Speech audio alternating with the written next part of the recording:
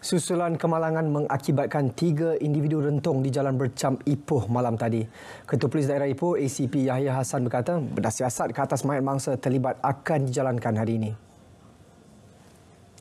Maklumat berhubung kemalangan melibatkan 2 buah kenderaan diterima pihak polis pada pukul 8.28 malam tadi.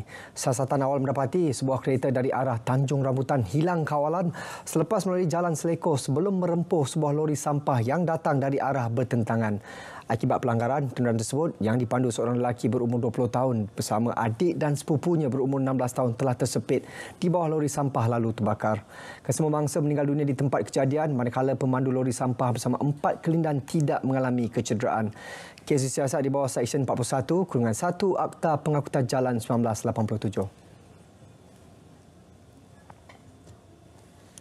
1,810 pelancong benua Eropah dan Amerika tiba di Langkawi Cruise Terminal LTC di Tanjung Malai, Langkawi.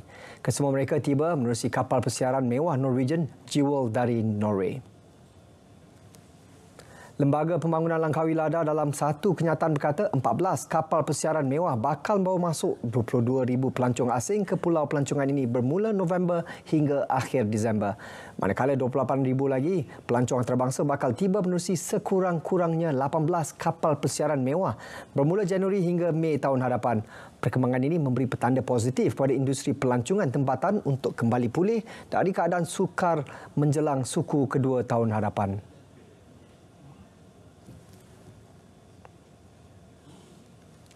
Satu konvensyen bakal dianjur Arkib Negara bagi mengumpul bahasa kolokial atau bahasa percakapan harian dalam usaha memartabatkan bahasa Melayu.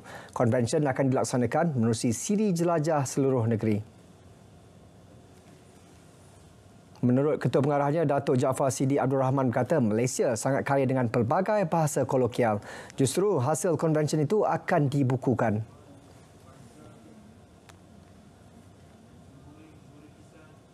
Kita akan bertemu dengan orang-orang yang telah berusaha menulis buku ataupun ada yang telah mengumpul perkataan tu tapi tak mampu nak menerbitkan buku. Jadi kita cuba menemukan, insya-Allah kita akan cuba bantu untuk menerbitkan buku. Dan buku tu dia tidak punya bunyi.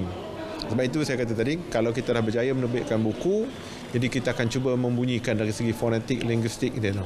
Supaya kita tahu sebutan dia betul. Dan sebenarnya perkataan ini mungkin juga ada bahasa kolokial ni, dia akan menemukan juga macam Cina, India, lain-lain kaum. Dia akan menjadi bahasa sepunya, saya kata tadi. Dan hasrat kita pun bukan kepada orang Melayu saja, tapi lain-lain etnik, suku kaum semua.